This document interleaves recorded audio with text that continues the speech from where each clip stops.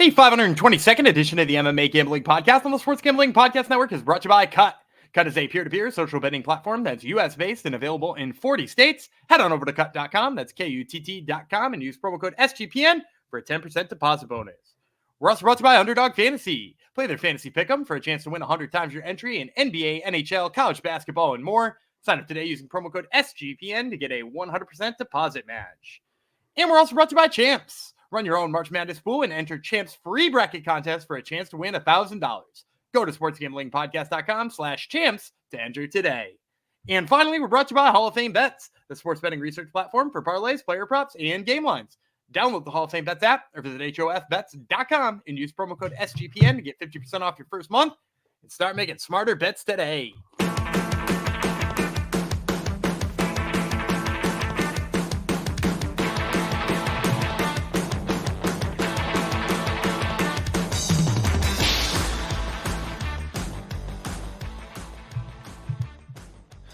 Howdy ho, DeGenerinos. Welcome to episode 522 of the MMA Gambling Podcast and the Sports Gambling Podcast Network. This one's episode is dedicated to the Hammer, Mark Coleman. Thank you for coming to the show.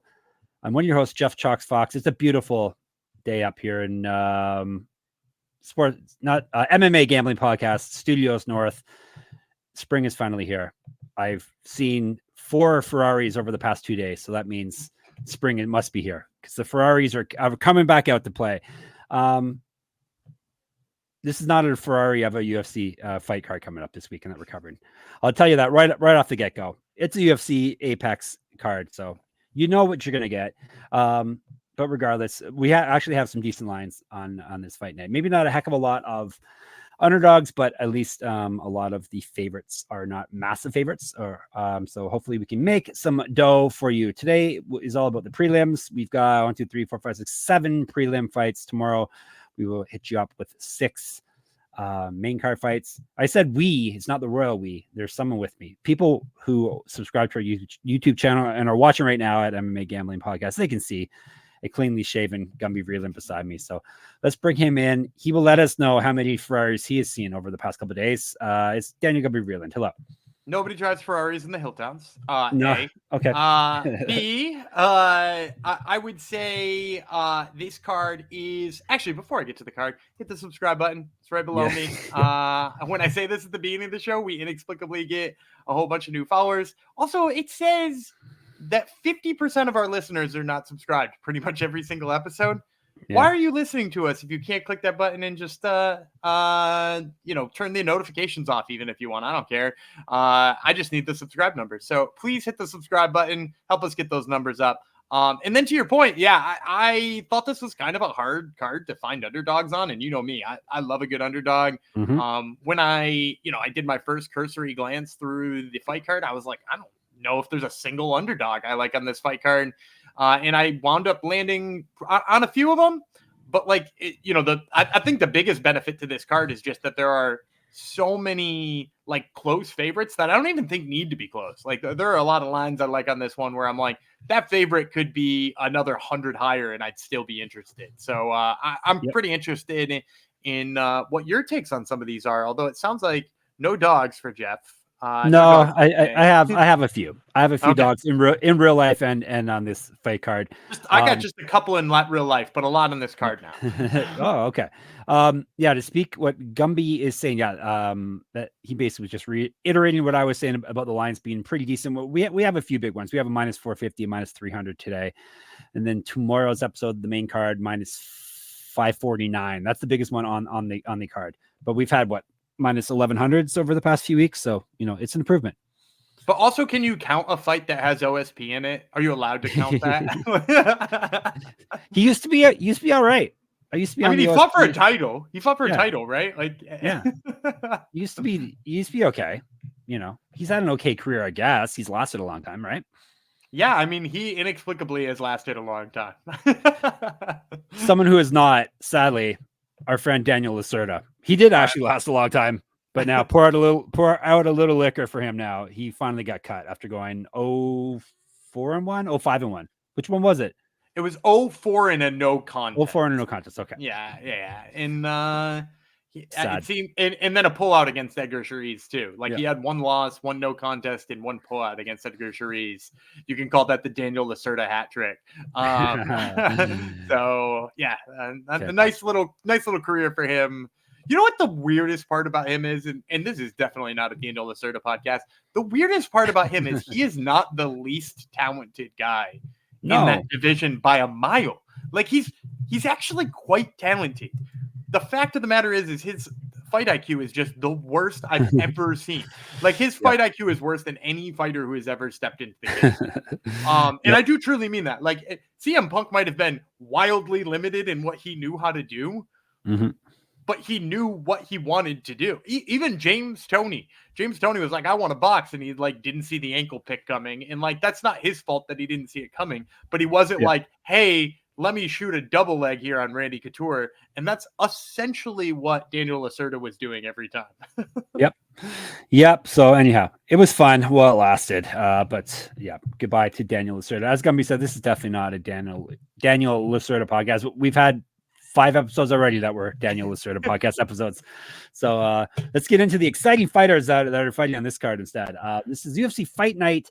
Tuivasa versus Ty Burra, aka UFC Fight Night 239, aka UFC on ESPN Plus 97, aka UFC Vegas 88, which is what we'll more than likely be calling it on the website sportsgamblingpodcast.com with our articles and whatnot. Had a few fighters fall off, a couple fighters fall off, but we've got replacements slotted in there, so we still have all 13 fights. As I said, today we're going to be doing the prelims. Prelims are on ESPN Plus. 4 p.m. Eastern time is the start time, and we're kicking things off with a bantamweight fight. A gentleman who was on Gumby's other podcast, Top Turtle MMA podcast last week, Charalampos Grigoriou, a very good interview with him, versus Chad Anheliger, the Canadian. He was on your podcast before too, was he not? Yeah, I've interviewed Chad Anheliger. Okay. Both of them are good guys. All right, definitely. All right, we'll tell you about Anheliger first. He's stepping in here short notice, but not officially short notice by my records, which is a month or less. He was a little bit over a month, but I thought I would put that out there. He also, I should let you know, he's a monster. Not a monster, actually, the monster, the one and only. He's 12-7, 7 knockouts, 3 submissions. He's been submitted 6 times, 1-2 in the UFC. He won his debut, lost 2 straight. Before that, he won 10 straight fights. So 0-2 and 10-2 are his records I have here for you. Lost his last fight via submission. Has not won since February 2022. 1-0 in Contender Series. Was a regional champion. Used to fight at featherweight. 2010 pro MMA debut. He's been outstruck over his UFC and Contender Series fights by 0.48 strikes per minute. So pretty much a wash there. He's got better grappling stats than Grigoriou, but Grigoriou, we only have 1 fight for him with stats. And he's at plus 140 for Anheliger. Grigoriou, the ferocious versus the monster. Grigoriou is 8-3 with 6 knockouts. He's been knocked out once. This is his UFC debut. He's into the UFC off of a TKO win on the Contender Series. He's actually won 4 straight fights via TKO.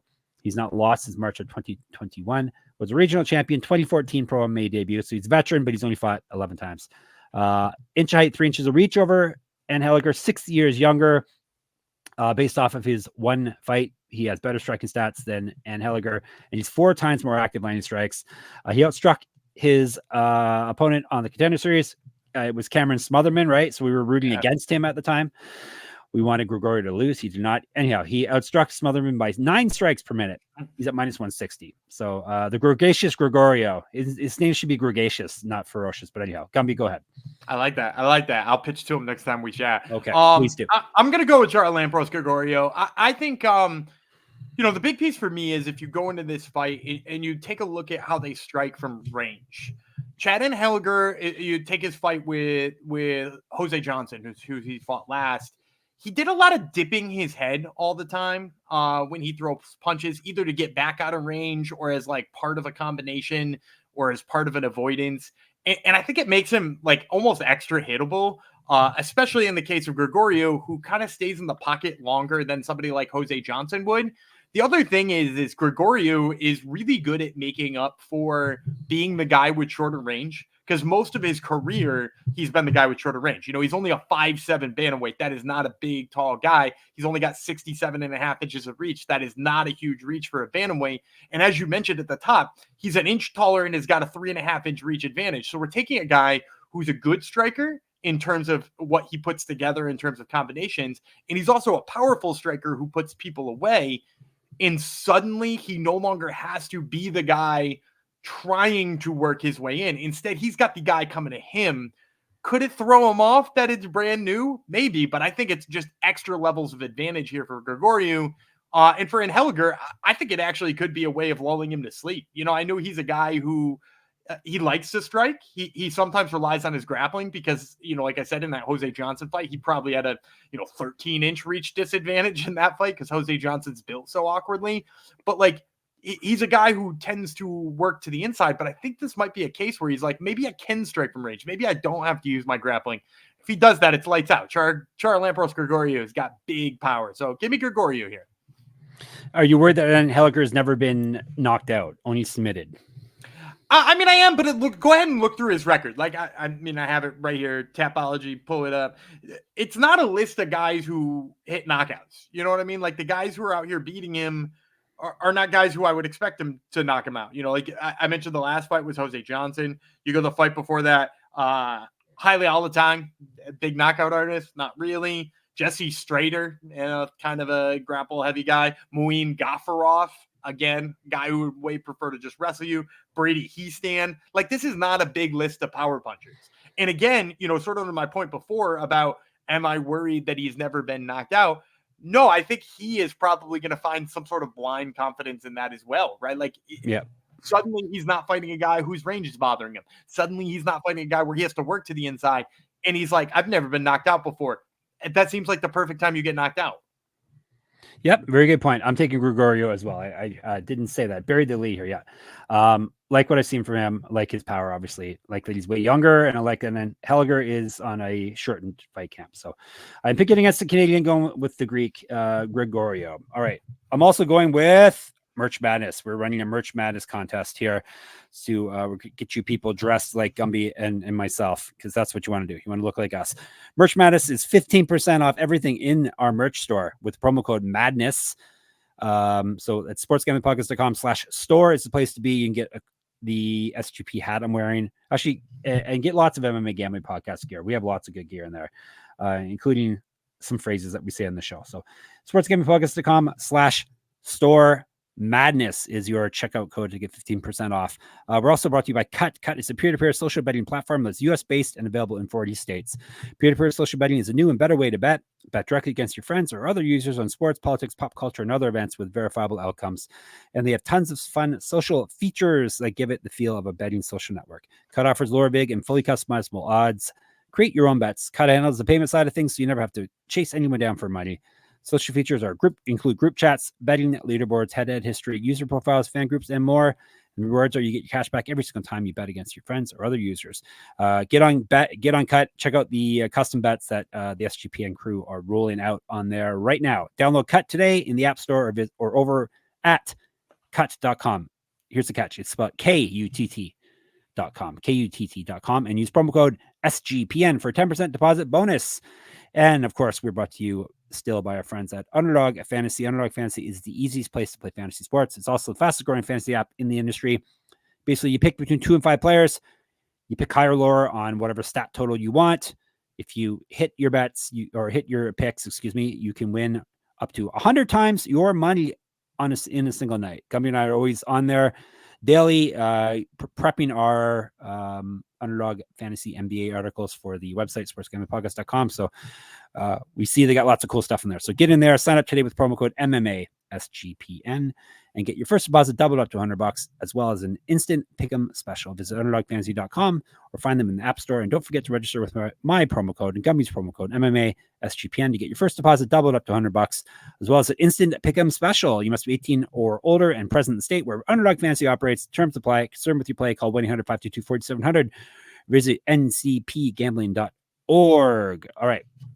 We are moving on the fight card to women's strawweights. Cory McKenna, Jaqueline Amorim, one of our boys, but she's a girl. Amorim Jackie is the nickname. What a great nickname. My nickname is Jeff. She's 7-1, 2 knockouts, 5 submissions. She finished everyone, never been finished herself. 1-1 in the UFC, won her last fight via DKO, was the LFA champion before this. 0-1 as a pro grappler, but she is a BJJ world champion in the amateur grappling realm. 10 inches of reach over McKenna, because McKenna is a tiny little girl. Amorim, better striking stats, more active landing strikes as well. She's outstruck her UFC opponents by 1.61 strikes per minute, plus 105. The money has been pouring in on McKenna here. Poppins is a nickname for McKenna. 8-2, 2 knockouts, 2 submissions. Never been finished in a fight. 3-1 in the UFC. She's won 2 straight. However, she's not fought since December of 2022.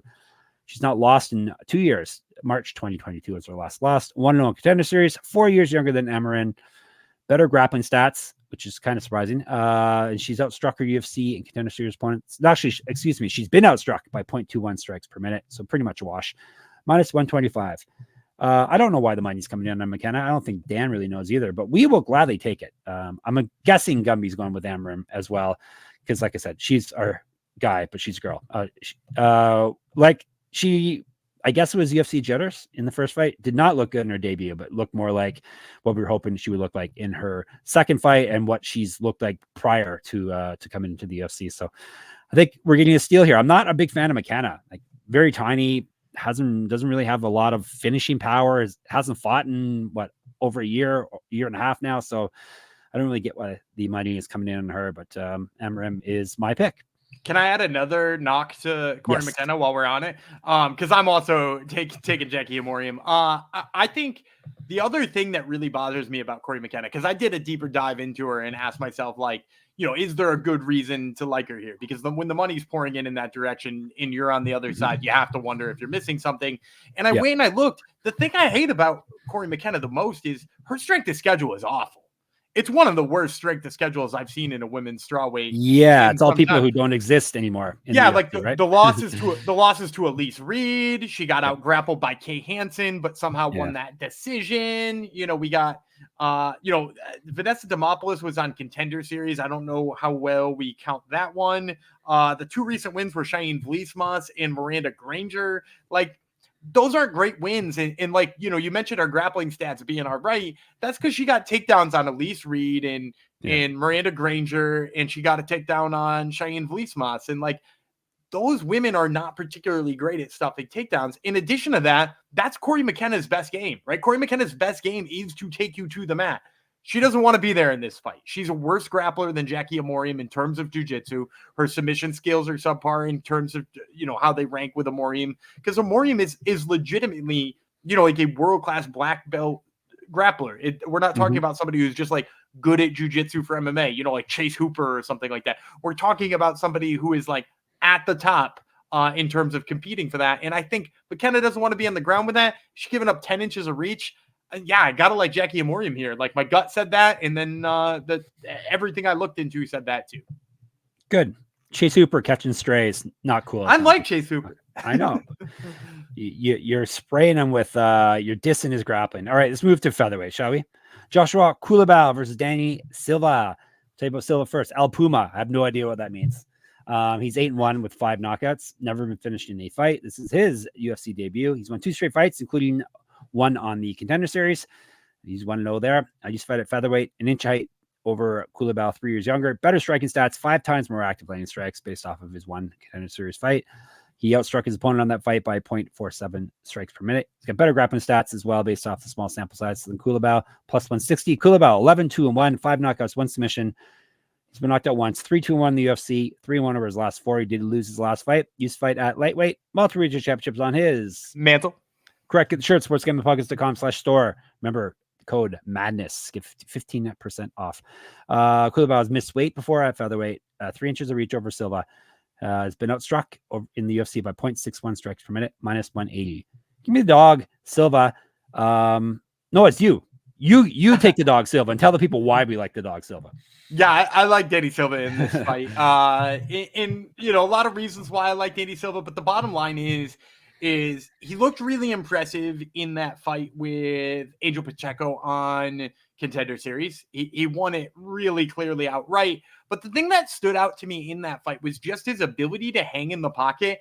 And I think I went back and I watched that fight. I think Pacheco got unfairly crushed by the media and fans after that fight and Twitter and stuff like that, because he's actually a pretty high level fighter. But Danny Silva just put both a pace on him and the way he works his combinations to stay in the pocket and land like 5 shots, 2 to the body, 2 to the head, back to the body to end it. He'll capitalize on a leg kick at the end of all those. Like the way he keeps a pace and throws that kind of stuff in the end of it, I think it's a nightmare for Culibao, because if you watch Culibao's fights, even the ones where he looks really good, he sort of has trouble throwing more than 1 or 2 things in a row. Like he likes like one long overhand or something like that. And, I went back and I watched this fight with Melsik Bagdasaryan, because I'm like, if he's going to be fighting a striker, what does that look like? He also looked really tentative in that fight. Like he didn't want to go through prolonged exchanges with a guy he knew could hurt him. And I think that's trouble here, because Danny Silva pushes forward. If he keeps giving him that room to push forward, I think Culibao is going to spend a lot of this fight with his back against the cage. So, yeah, give me the underdog Danny Silva here in this one. Yeah, I like Silva's power, obviously. Culibao gets hit too much. He gets outstruck. So not a good plan for when you're going against a guy who can really crack. So, yeah, I think Silva is worth a sprinkle as a dog here. Look at you with 2 underdogs. I know. Two, I was just going to say, I get 2 dogs. You were thinking I wasn't going to have any dogs. Now I've got 2 already. Yeah, let's tell you about some more of our fine friends that are helping keeping us in your ear holes and your eye holes. Who we can tell you about in this block here. Let me scroll and find out. I think I remember. Gumby's going to put the graphic up, and that will remind me is Champs. That's who it is, right, Gumby? Yes, there it is. There's a guy with the laptop. He's not really holding a laptop. There's no way. He's pretending to. You can put anything in there. Champs is hosting a free March Madness bracket contest for a chance to win $1,000. Plus, if you host your own March Madness pool on Champs, you get an extra free. That's the key, free entry into the bracket contest.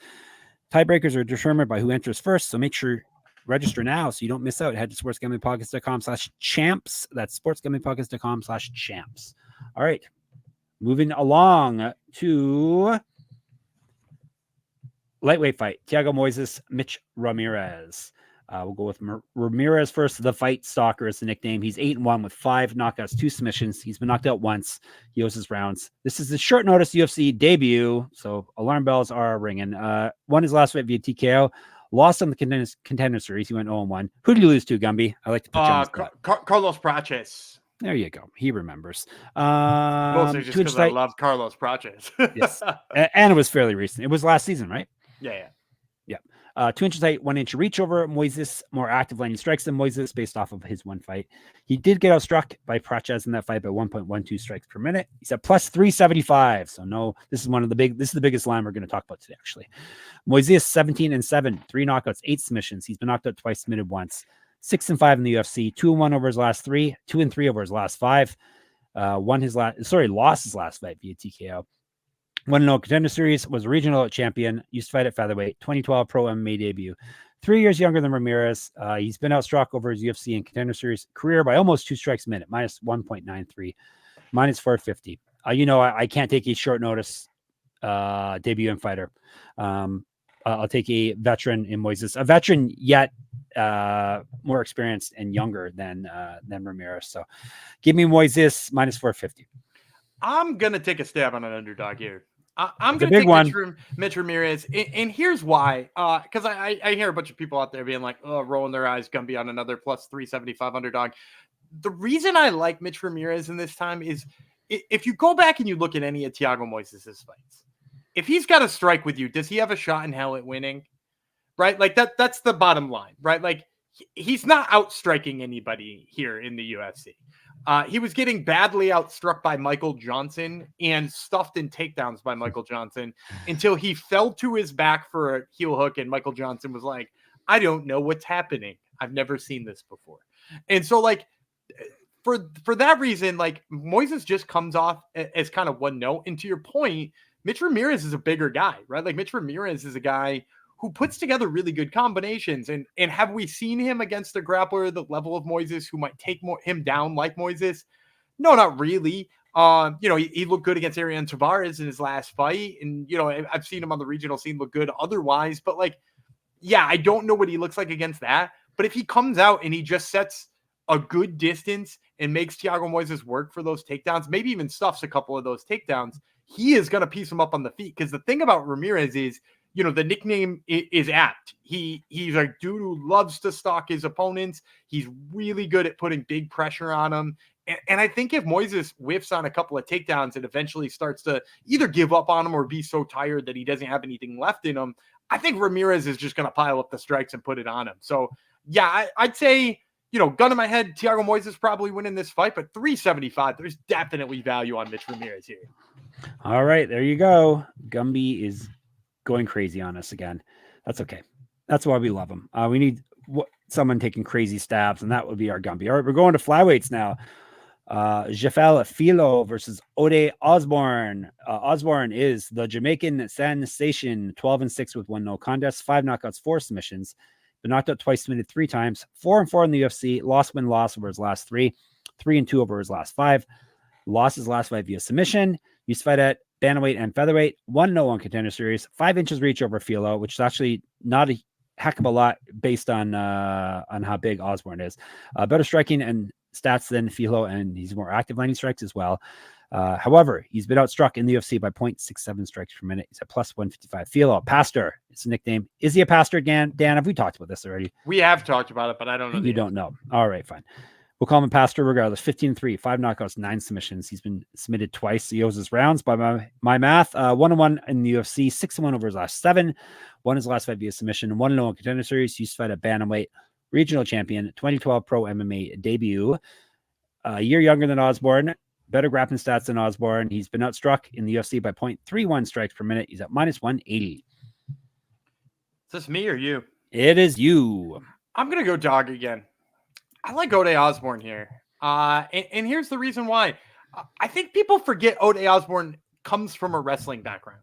Mm-hmm. He's a wrestler from way back when. And does he use it offensively? No. But in that Charles Johnson fight, he used it defensively.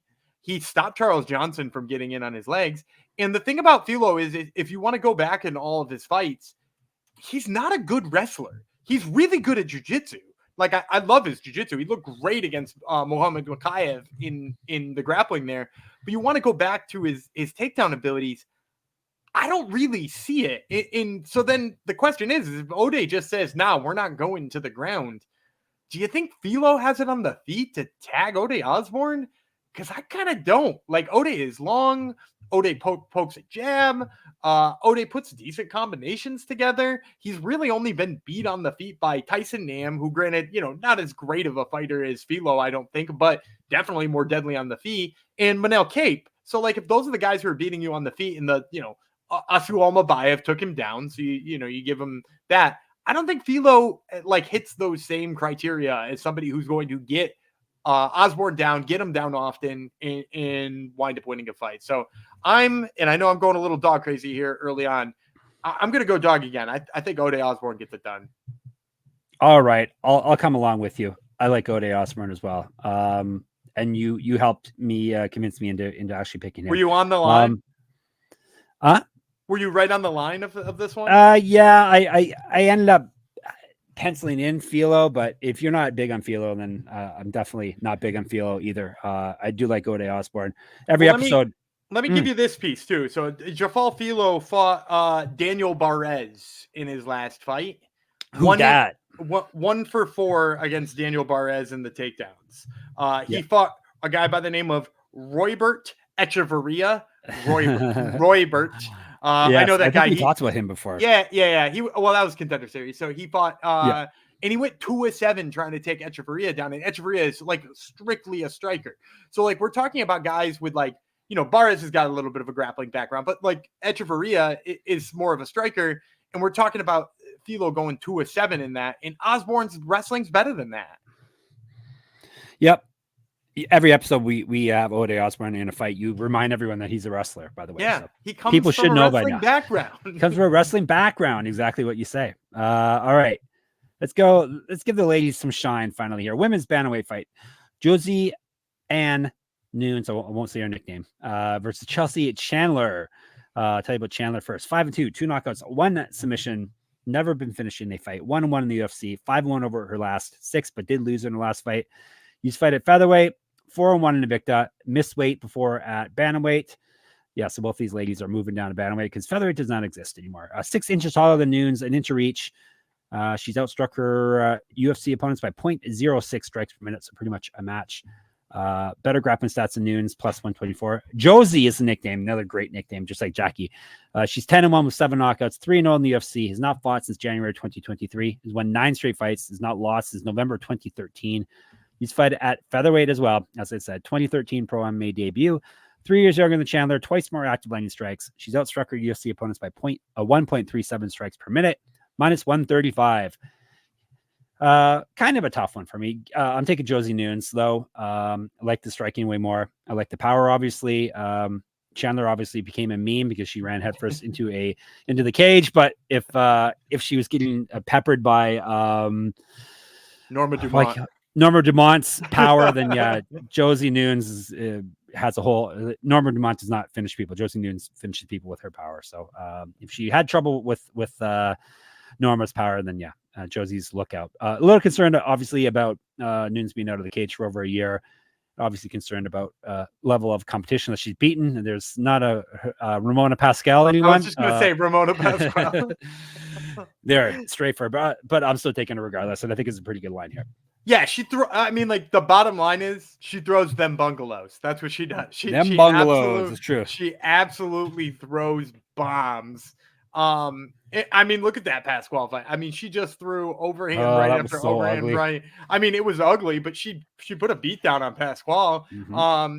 And Pascal was way bigger than her too, right? And like, for me, Chelsea Chandler, I've been a fan. You know, like I've been to bat for Chelsea Chandler even after she became the meme that she was, because I do think she's got a lot of things that are good about her game. You know, she's sort of got some underrated grappling. Her boxing is not bad. My big issue is her defensive boxing. Her head's there to be hit, and against Josie Nunes, like that's not a good thing. You can't. Mm-hmm. You have to be elusive fighting Josie Nunes because she hits so hard for a women's bantamweight. She hits maybe harder than any woman in the women's bantamweight at the moment. You know, like prime Holly Holm is probably hitting you harder. Current Holly Holm is like laying on you in the cage at about 1/8 of that power. So like Josie Nunes, it might be the hardest hitter right now.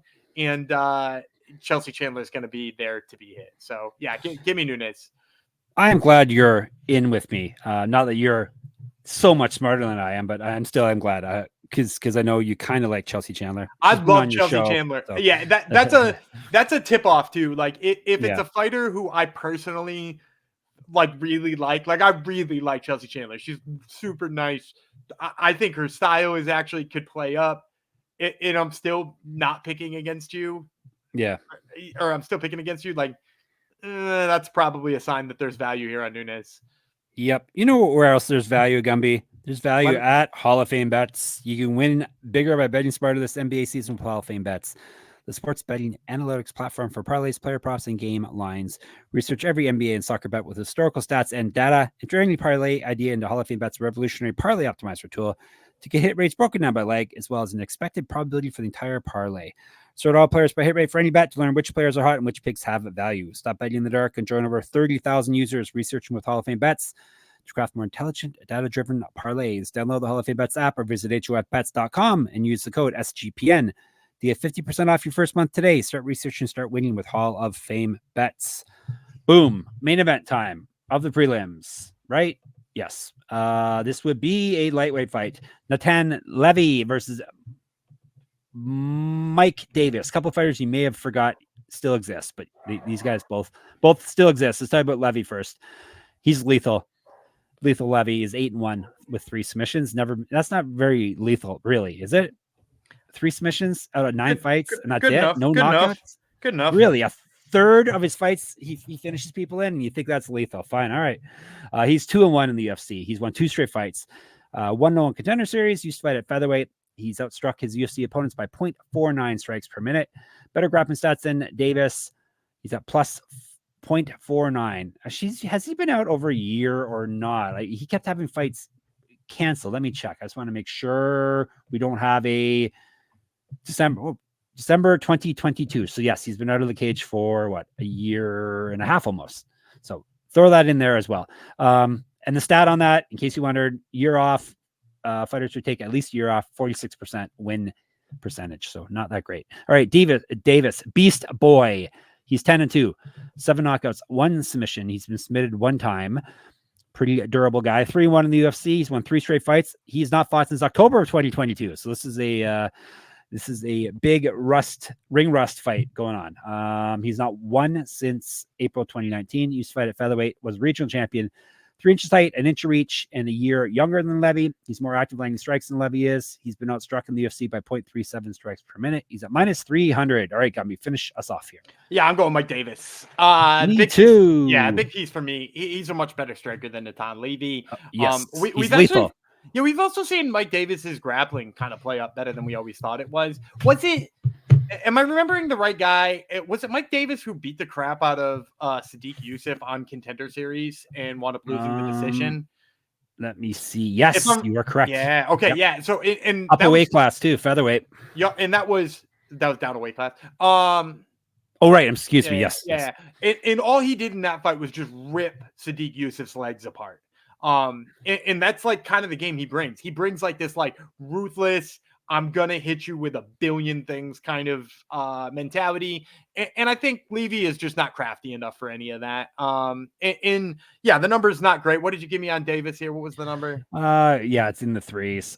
3 on the dot, -3. Yeah, so 100. Like the number's not great, but I think that's the right number for where Mike Davis is in this fight. And I think they're trying to get him back on track here against Natan Levy. Yeah, we don't have to worry about the ring rust because they both have ring rust. So that's one positive. So yeah, Davis is my pick as well.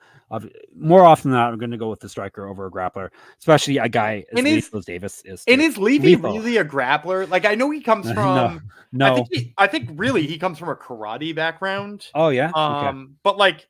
You're right. He has like had to lean on that more in his UFC career, which is like just a sign of how much faith he has in his striking, fighting a guy like Mike Davis. Yep. I think we're super smart, Gumby. I'm going to recap our picks. I do. Our smart picks here. We both have Davis. We both have Nunes.